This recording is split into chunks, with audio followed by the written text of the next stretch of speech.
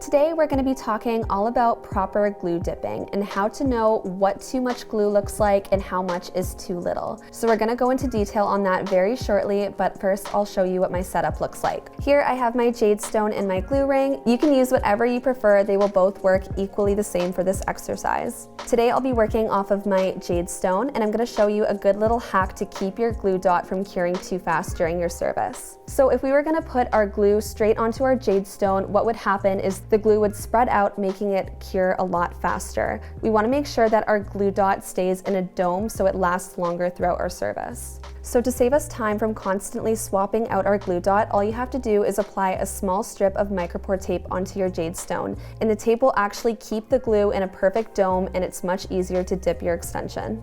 So after shaking my glue for 15 seconds with my Glue-Brator, I'm just going to place my glue dot on top of the Micropore tape.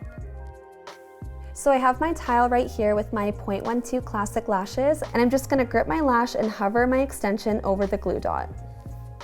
This is how I have my hand positioned, so I can dip my extension nice and steady, and it just offers stability.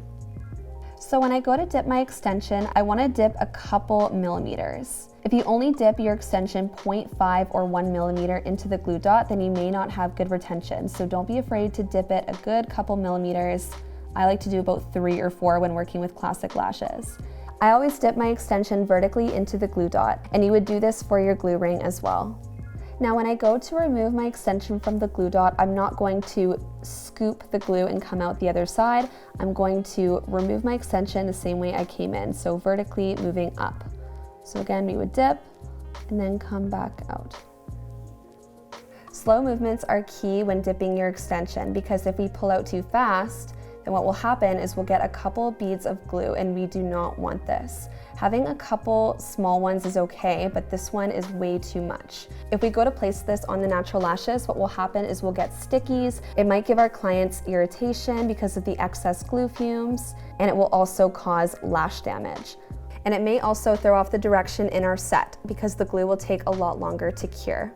So if you do accidentally pull your extension out too fast and you have too much glue, then an easy fix is to place your extension back into the glue dot and remove slowly. I recommend putting your extension back into the glue dot to remove the beads of glue rather than swiping your glue onto the eye pads.